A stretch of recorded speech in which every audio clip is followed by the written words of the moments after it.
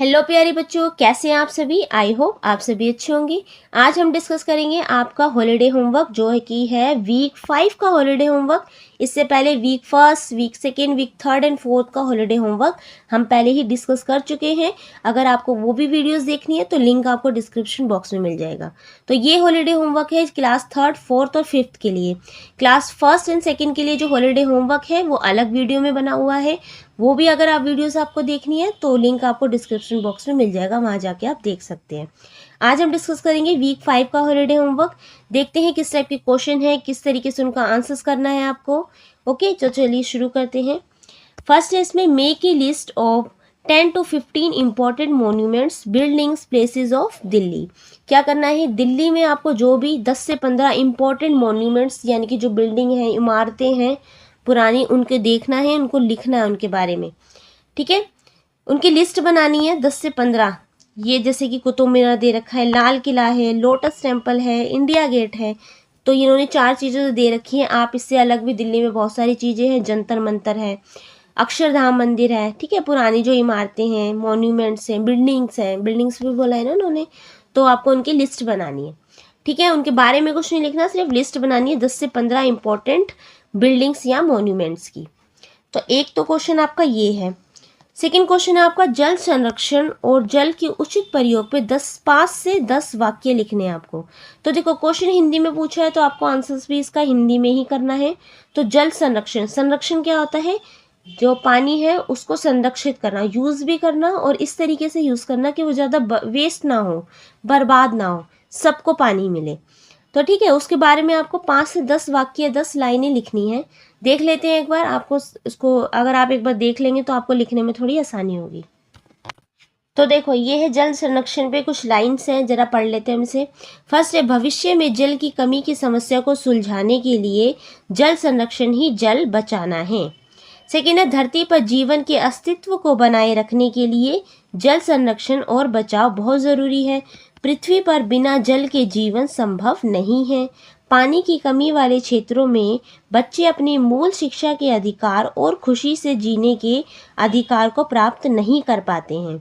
औद्योगिक कचरे की वजह से रोजाना पानी के बड़े स्रोत प्रदूषित हो रहे हैं। खेतों में पाइप से पानी देने के बजाय फुहारे से देकर आप कई गैलन पानी बचा सकते हैं। साफ पानी की कमी और गंदे पानी की वजह से होने वाली बीमारियों से सबसे ज़्यादा विकासशील देश पीड़ित हैं। हमें अपने हाथ, फल, सब्जी आदि को खुले हुए नल के बजाय पानी में बर्तन रख लीजिए, फिर उसके बाद धोने की उसको आदत बनानी चाहिए। ये नहीं कि आप नल खोल दिया, आपने उसके नीचे धो रहे हैं। पहले एक बाल्टी में या किसी बड़े से भगोने में पानी भर लीजिए, उसके बाद जो भी सब्जियां हैं उसे धोने चाहिए। नेक्स्ट है, पौधारोपण को वर्षा ऋतु में लगाने के लिए प्रेरित करें, जिससे पौधे को प्राकृतिक रूप से पानी मिले।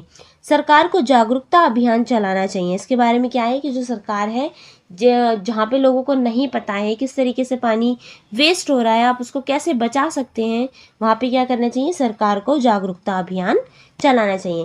तो ये कुछ 10 लाइनें हैं जो मैंने आपको लिखी है। आप ज़रूरी नहीं है आपको सबको यही लाइन्स लिखनी है, आपको अपने अकॉर्डिंग लाइन्स लिखनी है। सब सेम नहीं लिखेंगे, नहीं तो आपका जो नंबर है वो नहीं मिलेंगे, कॉपी चेक नहीं होगी, चीटिंग बताएंगे। तो आपको ऐसा नहीं करना है। कुछ लाइन्स आपको अच्छी लगती है तो आप ले सकते हैं, बाकी आप नेट पे सर्च करिए, आप इंटरनेट पे सर्च करिए, वीडियोस देखिए इसके बारे में, अपने मम्मी पापा से बात करिए कि हम पानी का संरक्षण कैसे कर सकते हैं। आपको बहुत अच्छे और अलग आंसर्स मिल जाएंगे। ओके, नेक्स्ट क्वेश्चन देख लेते हैं हम। नेक्स्ट क्वेश्चन है, विद्युत के उचित प्रयोग पर 5 से 10 वाक्य लिखिए। अब जैसे कि हमने जल संरक्षण के बारे में लिखा था ना 5 से 10 लाइंस, ऐसे ही आपको इलेक्ट्रिसिटी यानी कि बिजली के ऊपर, विद्युत के ऊपर आपको भी ऐसे 5 से 10 लाइनें लिखनी है। लिख लेंगे आप, सेम नहीं करना है, सब बच्चे अपने अकॉर्डिंग ढूंढेंगे, अपने आप से ढूंढेंगे, सर्च करेंगे, देन उसे लिखेंगे।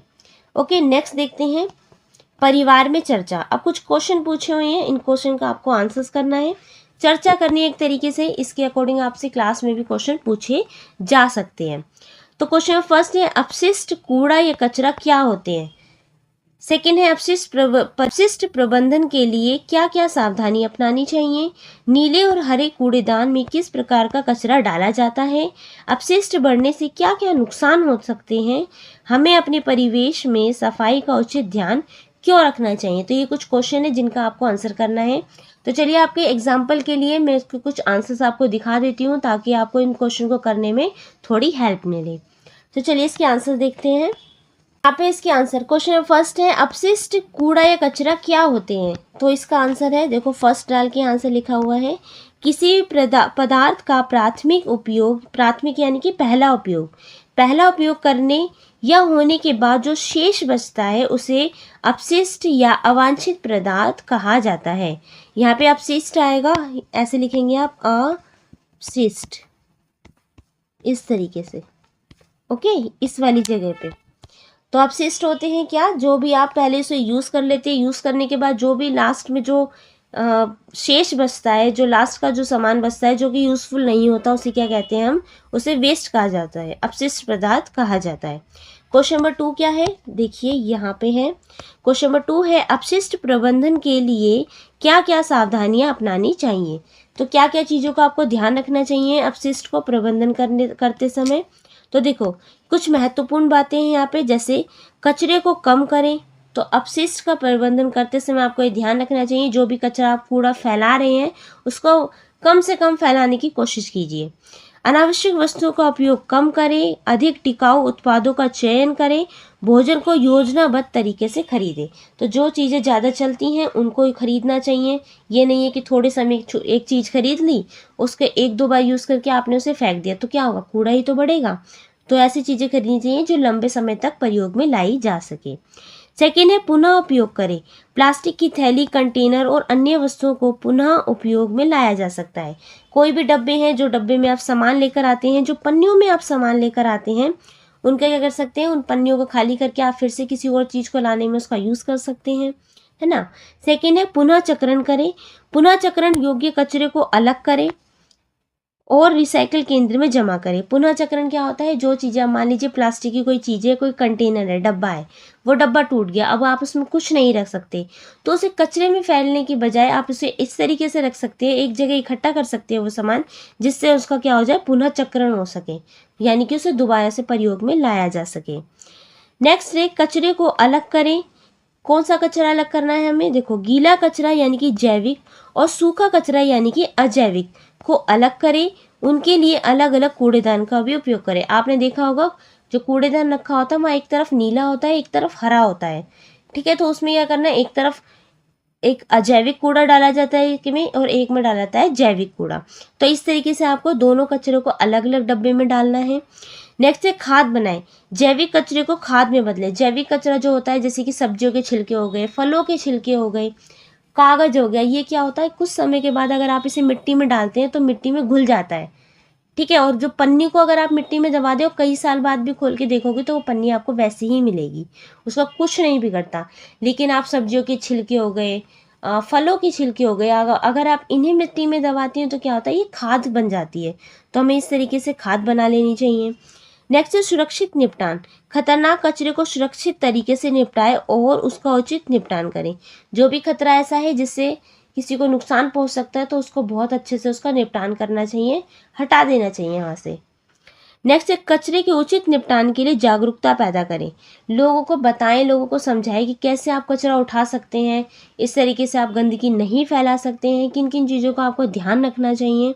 तो इस तरीके से क्या कर सकते हैं, जागरूकता पैदा की जा सकती है लोगों में। कचरे का मूल्यांकन करें। कचरे का क्या मूल्यांकन करना है, देखते पढ़ते हैं इसमें। अपने कचरे का मूल्यांकन करें ताकि यह पता लगाया जा सके कि आप किस प्रकार के कचरे को उत्पन्न करते हैं और किस प्रकार आप इसे कम कर सकते हैं।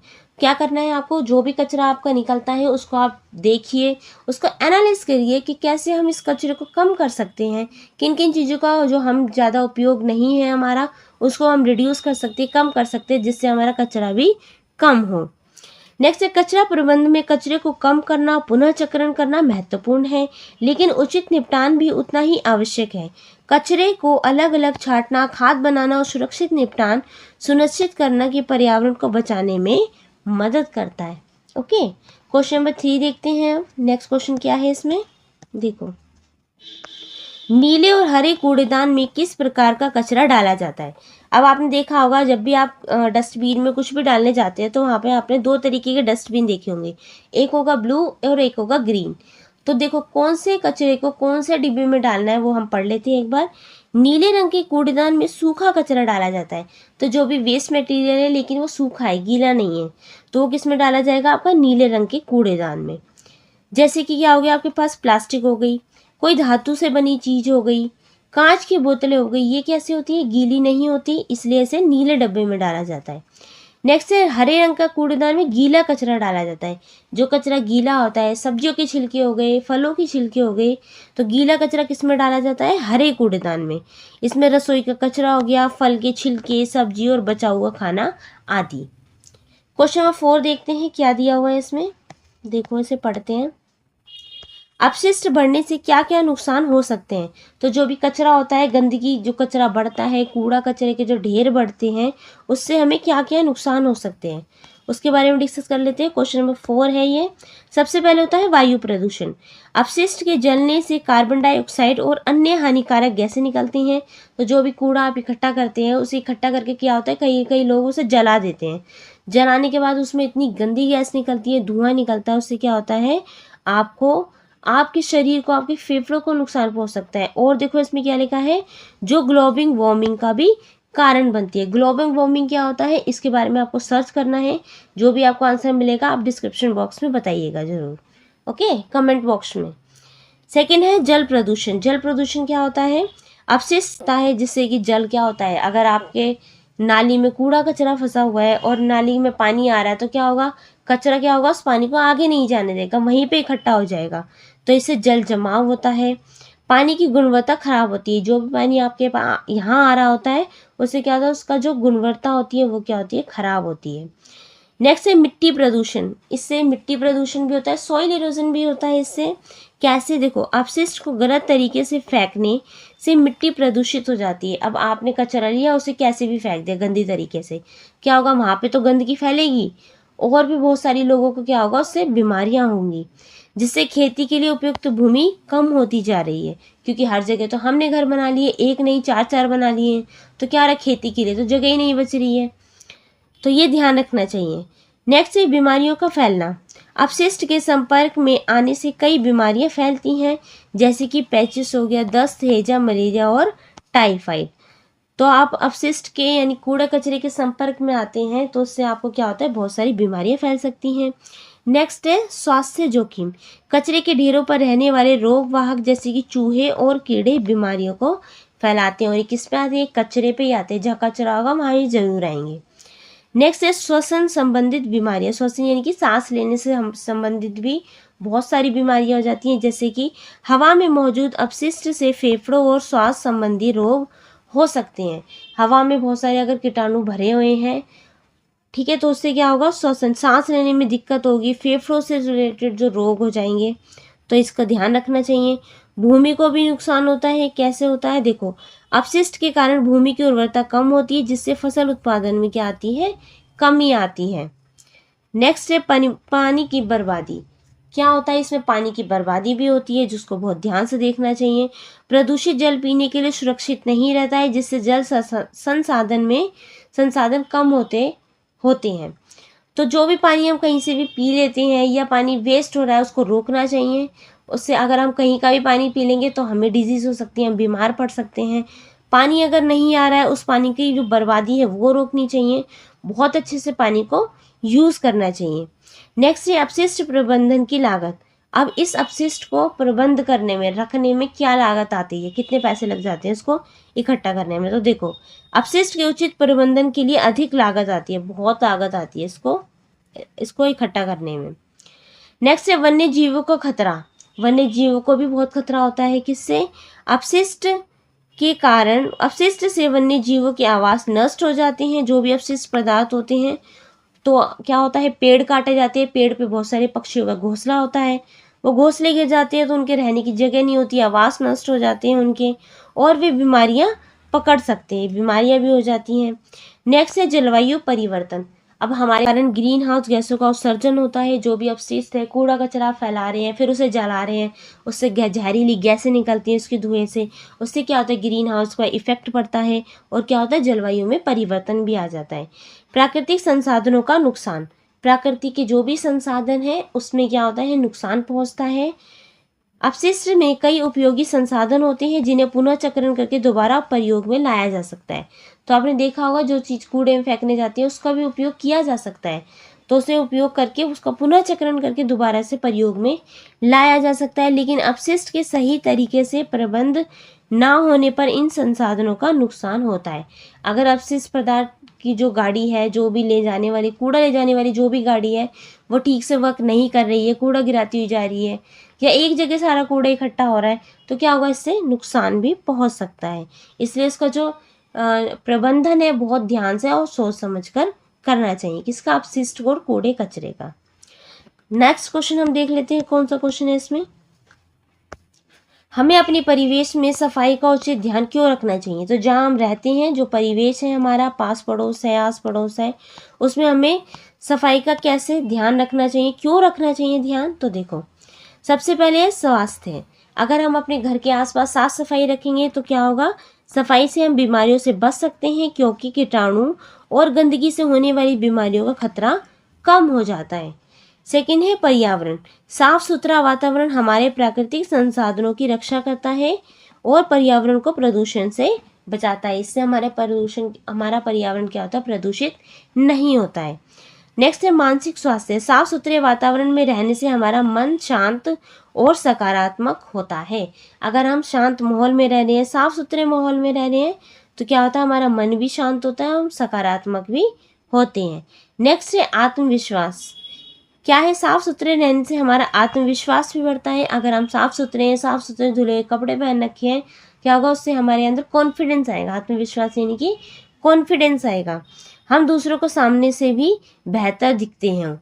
ये भी ध्यान रखना आपको, आप भी बेहतर दिखते हो। ये नहीं कि आपने सूट तो बहुत अच्छा सा पहन लिया लेकिन आपको पहनने का तरीका नहीं है, तो आपके अंदर आत्मविश्वास आएगा अगर आप अपनी साफ सफाई रखते हैं, अपनी भी और अपने आसपास के क्षेत्र की भी। नेक्स्ट है सामाजिक संबंध। हमारे जो भी संबंध है उसको, आपको साफ सुथरे लोग समाज में सम्मान और इज्जत प्राप्त करते हैं। तो जो भी लोग साफ सुथरे हैं, साफ सफाई रखते हैं, गंदगी नहीं फैलाते हैं, गंदगी का उचित, अगर फैलाते हुए तो उसका उचित प्रबंधन रखते हैं, सही से गली साफ कर देते हैं, तो क्या होता है, उससे हमारा समाज में इज्जत भी बढ़ती है, समाज की भी इज्जत बढ़ती है और हमारी भी बढ़ती है, और अंदर से भी बहुत अच्छा लगता है। तो ये था आपका हॉलीडे होमवर्क। ये हो गए पूरे क्वेश्चन, आपके 5 क्वेश्चन से पूछे हुए थे जो कि कंप्लीट हो गए। कुछ पूछना है तो आप इसमें कमेंट करके पूछ सकते हैं। लास्ट क्वेश्चन जो कि कंप्लीट हो चुका है, आप इसमें कमेंट कर सकते हैं। कुछ भी आपको समझ में नहीं आया हो तो कमेंट बॉक्स में जाके कमेंट कर लीजिए। और भी बहुत सारी वीडियो डाली, अगर वो वीडियोस आपको देखनी है तो लिंक आपको डिस्क्रिप्शन बॉक्स में मिल जाएगा, वहाँ जाकर आप देख सकते हैं। चैनल को लाइक शेयर सब्सक्राइब करना ना भूलें, सब्सक्राइब जरूर कर लीजिए और बेल आइकन जरूर प्रेस कर लीजिए ताकि कोई भी वीडियो आई उसका नोटिफिकेशन आपको जल्दी मिल जाए। Okay, thank you for watching.